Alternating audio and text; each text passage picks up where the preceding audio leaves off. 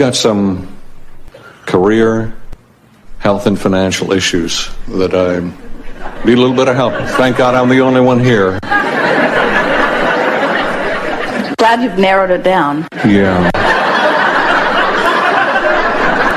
I know I'm not doing what I should be doing as far as my work is concerned. Meaning? I'm a speaker. Right now I'm in sales, but I'm more of a speaker, and I need to get more into doing that. Because? Because I've got such a passion for it, and I know in the past talks that I've given how I have touched people. What we want to hear you say is, I know I am not doing what I am supposed to be doing because I'm not having the joyful time doing it. And I know that when I'm doing what I'm supposed to be doing, it will be joyful to do it. You have to get hold of the idea that you're doing it because it feels so good to do it. Yeah. And so it's calling you. And when you get in sync with that flow, things will unfold more easily for you. It is important to everyone, not just you. Think about going with the flow of anything and the ease and fun it can be. And think about the bucking of the current of anything and what a rougher ride that is. So when you realize that your life has caused you to set that flow in motion, and Source has become that speaker, that mentor, that joyful expresser, and is calling you toward it. And when you go with the flow, you soar. And when you hold yourself apart from it, you don't. But what we want you to hear is that you can go with the flow as you sometimes speak without going against the flow when you are doing other things. So Could you say that again? You don't have to stop doing the salesman work that you're doing right now, this red hot minute, and just go with the flow of speaking. You just have to stop pushing against the things that you are doing, and the current is still calling you, you see. The problem is, the person with whom I'm working, they say, if you do it, I'm going to fire you. Because I haven't been doing what I know I should be doing, I've had a lot of health issues. From a throat operation to a kidney stone, and then the day before Thanksgiving, I found out I have cancer. So I know, it's prostate, I'm going to be good, but it's... Well, all of that... I feel stuck and trying to make that transition, and also I have to have financial considerations. But you see, it's that feeling of wanting to do something and not letting myself do it. So you're saying, I want to do this thing I cannot do. And then it's impacted further when you say, I want to do this thing and I'm told I will be fired if I do it. And so what we would do if we were standing in your physical shoes is attempt to close that gap. So you stop and you say, well, what's the situation? Well, the situation is I feel stuck in a place that I need to be for financial reasons, and it's easier to stay here than to go somewhere else because I'm not ready to earn a living doing what I really want to do, and I don't want to do something else in the interim. And so not only do I feel stuck because I'm doing it to myself, but now I've got this other person saying, if you deviate even the slightest bit, it will be reason for me to fire you, which just makes me all the more eager to get out of here. And so the contrasting situation is that, and how I feel is stuck, how I feel is powerless, how I feel is angry, how I feel is all of that. And so what is it that I want? I want a gradual, comfortable financial transition from doing what I know how to do that earns plenty of money into doing what I love to do that will eventually earn plenty of money. I want this comfortable, gradual transition.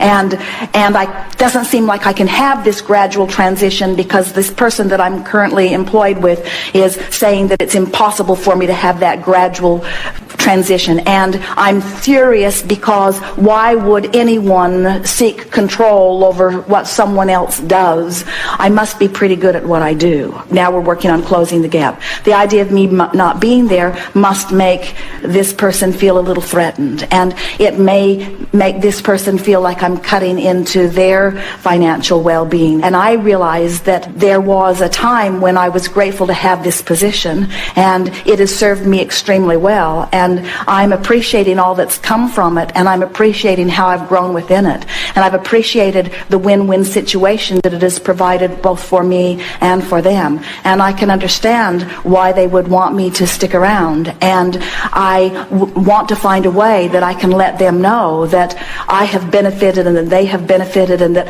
I'm going to be around for a while. And universe, please bring me some words that I could say that would soften this just a little bit. And as I get feeling better about what's coming for me, then I'll stop showing signs of being so dissatisfied. It's conceivable that I could do what I'm doing on a part-time basis and still make as much money for all of us as I've been making while I do more and more of this other, so that I have this sort of buffer. And I'm looking forward to getting my feet wet. In fact, maybe I will use some of the psychology that I'm hoping to express to the world for their benefit in my own life experience. It will be fun to watch me apply these principles and watch all this smooth out. It's a logical thing what you're saying. You're explaining how things are. And we don't care how they are, because we're over here where you want to be, calling you this way. And we weren't calling you from your employment. We were calling you emotionally. We were wanting to provide an emotional bridge that would make you see that maybe some possibilities will unfold. You see, we can see down the road for you, and we know that things are going to unfold and it's going to be just fine. And so from that knowledge, we're calling you. But because you can't see down the road as far as we can see down the road, you're questioning what might be out there. Things are lining up, but they're zigging while you're zagging, because you are fixated on this extraordinary injustice. And what we want you to understand is all you got to do is go with the flow. No one can hold you against your will, but you're letting your perceived power of this person mess up your energy so you can't go anywhere, and then you're giving her all the credit for it, you see. It would be like someone saying to you, you can't go to the beach. And you'd say, well, I surely can. And they say, no, you can't go to the beach. I've decided I don't want you on the beach, and I'm going to watch you every day. And if you go to the beach, I'm going to hit you in the knees with this baseball bat. So you say, it could be painful to go to the beach. And as you look around and there's that person with that baseball bat, you start feeling increasingly resentful that you can't go to the beach. And then you think, well, they can't watch me 24 hours a day. I can go to the beach in the middle of the night. Or I can go to the beach when they're not looking, which is just increasing your determination, but it's also increasing the crevasse between where you are and where you want to be. And then you think, well, I can think about going to the beach. And I can remember going to the beach. And I can take pleasure in my mind about going to the beach.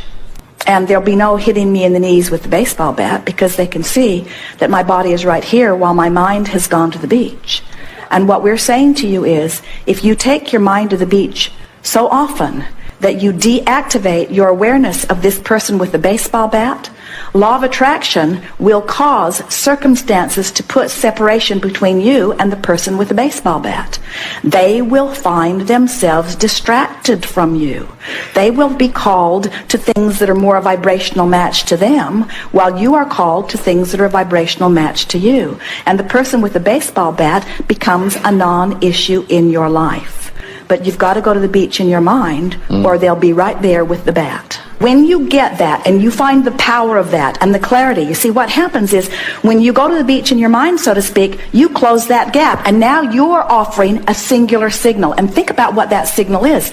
That's the signal that life has caused you to launch into non-physical. That's the signal that source energy has embraced and become. That is a powerful signal. And now you, because you went to the beach in your mind, became one with that signal. Do you understand the power of such a signal? One scrawny, mean person has no power against that kind of power, you see? No one can prevent you from anything when you line up with it, but when you focus upon them, you're preventing yourself, because you're splitting your energy and then giving them the credit. And that's how people like that feel powerful.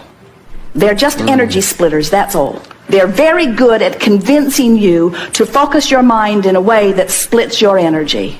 anyone that seems to have power over anyone. That's all they're doing. They're just dancing such a flamboyant dance that you can't get your eyes off of them. And because you can't get your eyes off them, you've got your energy split, and then you're not powerful. But it's not because you can't be, it's because you're focused in a way that's keeping you from your power. Thank you. And everything else will fall into alignment, because all of these physical symptoms are just what it feels like under those conditions. In other words, when your energy is split, that's what happens to your physical apparatus.